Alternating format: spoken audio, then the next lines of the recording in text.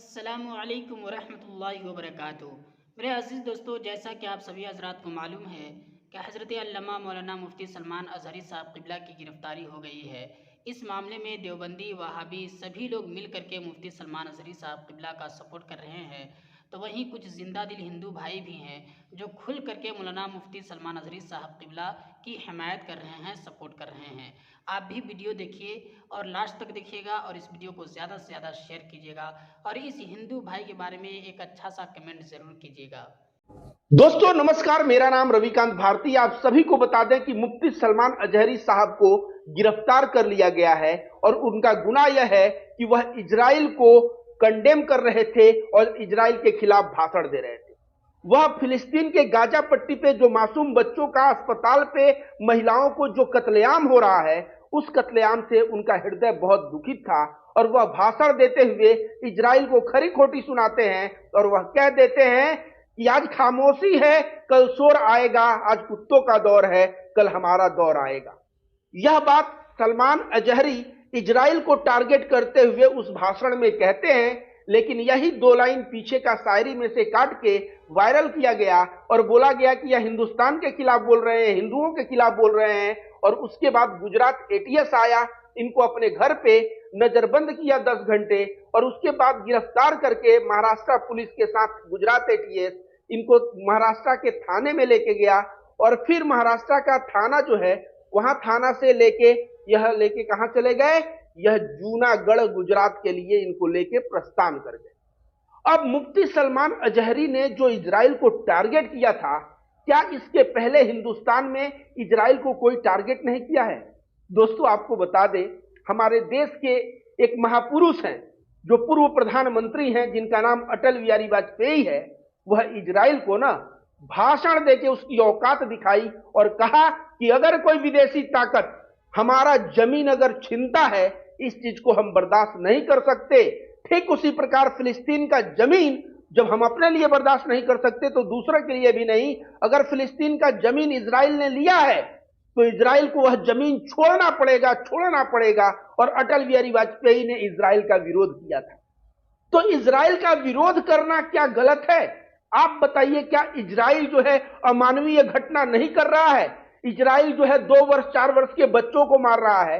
कल जो है एक बच्चा बंदूक के साथ, वो जो खिलौना वाला बंदूक प्लास्टिक का होता है ना, 4 वर्ष का छोटा सा मासूम बच्चा उसके साथ खेल रहा था वेस्ट बैंक फिलिस्तीन में। वहां से उसको पूरा आर्मी पहुंचता है, उसके घर को ध्वस्त करने का प्रयास करता है और बच्चे को गिरफ्तार करके लाता है। इजराइल मासूमों पे अत्याचार कर रहा है कि नहीं, महिलाओं पे अत्याचार कर रहा है कि नहीं? अभी तक गाजा पट्टी पे लाखों लाख लोग मारे गए और पूरा विश्व मुख दर्शक बन के देख रहा है। यूनाइटेड नेशन, आपको बता दे दोस्तों, यूनाइटेड नेशन के बहुत सारे लोग वहां मदद करने गए थे, उनको मार चुका है। बहुत सारे यूनाइटेड नेशन के कार्यकर्ता मारे गए हैं। ये तो छोड़िए, बहुत सारे पत्रकार मारे गए हैं। और इस तरह से इजराइल जो टारगेट कर रहा है, यह पूरे विश्व के मानवता, अगर आप मानव हैं तो उसके ऊपर कलंक है। और उसके खिलाफ बोलते हुए मुफ्ती सलमान अज़हरी ने इजराइल के लिए, अगर वहां के हुक्मरानों के लिए अगर कुत्ता शब्द का प्रयोग किया तो क्या गलत किया? वहां पे गलत कुछ नहीं किया, क्योंकि समझिए सलमान अज़हरी से समस्या क्या है। यति नरसिंहानंद नामक कुकुर को तो आप लोग जानते होंगे, यति नरसिंहानंद सरस्वती नाम था उसका। जब नूपुर शर्मा का प्रॉफेट मोहम्मद के ऊपर बयान आया था तो यति नरसिंहानंद सरस्वती कहता है कि जो नूपुर शर्मा बोली है वह किताबों में लिखा हुआ है, कुरान में लिखा हुआ है। मैं कुरान सीडी उडी सब लेके आ रहा हूं जामा मस्जिद। 17 जून को 2022 की बात है, 17 जून को इंडिया का कोई भी इस्लामिक स्कॉलर, मौलाना, मुफ्ती, किसी में अगर हिम्मत है तो आ जाए और मेरे साथ डिबेट कर ले। उस वक्त हिंदुस्तान के कोई भी मुफ्ती मौलाना ने आवाज नहीं उठाया, सिर्फ एक बंदा आवाज उठाया और जिसका नाम था मुफ्ती सलमान अज़हरी। और यह बोले कि मुझे चैलेंज कबूल है, मैं 17 जून को आऊंगा, तू किताब लेके आना, सीडी लेके आना और तू प्रमाणित करना। यह 17 जून को जामा मस्जिद दिल्ली पहुंचे, बहुत भव्य इनका स्वागत हुआ। यति नरसिंहानंद का इंतजार होता रहा। यति नरसिंहानंद वो पता नहीं, वो दासना मंदिर से भी उस दिन भाग गया होगा, मुझे लगता है। जामा मस्जिद आने की तो बात छोड़ी। उसके बाद पूरे सोशल मीडिया पे ट्रोल हुआ यति नरसिंहानंद और सलमान अज़हरी की हर एक जगह तारीफ हुई। क्योंकि यति नरसिंहानंद वही शख्स है कि जो आए दिन नरसंहार के लिए भाषण देता फिरता था, मुसलमानों के नरसंहार के लिए, उसको औकात दिखाया। आज यति नरसिंहानंद मार्केट से गायब है। क्यों गायब है पता है?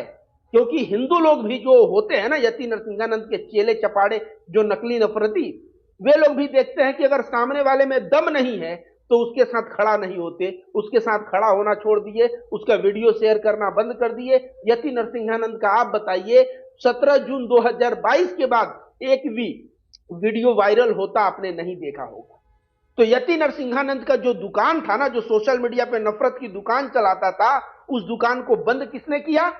मुफ्ती सलमान अजहरी ने बंद किया। आगे दोस्तों आपको बताते हैं, क्या मुफ्ती सलमान अजहरी सही में एक आतंकवादी प्रवृत्ति का व्यक्ति है? क्या वह हिंसा को प्रमोट करता है? तो जाके उनके दो चार ना स्पीच सुनिए, उपदेश सुनिए। मोहम्मद साहब के जिंदगी से अच्छाइयों को खोज खोज के वह बताते हैं कि प्रॉफेट मोहम्मद साहब ऐसे थे, वैसे थे, ये थे, वो थे। आप भी दूसरे का सेवा करिए, दूसरों के लिए जिए, अगर पड़ोसी भूखा रहे तो उसको खाना खिलाइए, अपने लिए क्या जीना। और इस तरह जो है प्रॉफेट मोहम्मद के मार्ग पे चल के पूरे मानवता की सेवा करने की बात ये करते हैं।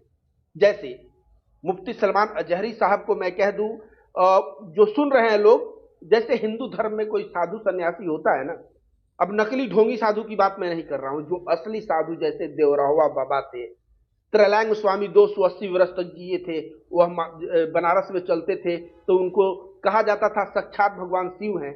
इस तरह त्रैलंग स्वामी, योगानंद थे, युक्तेश्वर गिरी थे, लहरी महाराज थे, अभी अड़गड़ानंद महाराज जी जो छत्तीसगढ़ मिर्जापुर में है। ऐसे बाबा जो हिंदू धर्म में जो असली बाबा है ना, वे लोग भी जहां भी मानवता का हनन होता है, मानवता के ऊपर कोई अत्याचार होता है, उसके ऊपर बोलते हैं कि यह गलत हो रहा है और प्रेम सद्भाव को प्रमोट करते हैं। अब यह मुफ्ती साहब भी हमेशा इनका आप बयान सुनिएगा, बोलने का तरीका देखिएगा, बहुत ही पोलाइट, बहुत ही विनम्र और बहुत ही अच्छी बातें मुसलमानों को सिखाते हैं। अगर इनके सिखाए हुए मार्ग पे मुसलमान चले और हिंदू धर्म के सच्चे साधु सन्यासियों को सिखाए हुए मार्ग पे अगर हिंदू चले तो हिंसा हो ही नहीं सकता, ये मैं रविकांत भारती गारंटी देता हूं। अब इन्होंने जो शायर कहा है कि आज खामोशी है कल शोर आएगा, आज कुत्तों का दौर है कल हमारा दौर आएगा, क्योंकि इनकी भी मजबूरी समझिए। कोई व्यक्ति जो होता है ना, एक बर्दाश्त, जैसे भागवत गीता में बोला भी गया है, यदा यदा ही धर्मस्य, मतलब उसका पूरा मतलब होता है कि जब भी जो गलत लोग हैं वो बढ़ जाते हैं और अत्याचार होता है तो भगवान प्रकट होते हैं। भागवत गीता यह भी बोलता है कि बहुत ज्यादा अत्याचार होने पे अगर लोग चुप रहें, सहते रहें, तो वह गुनहगार है।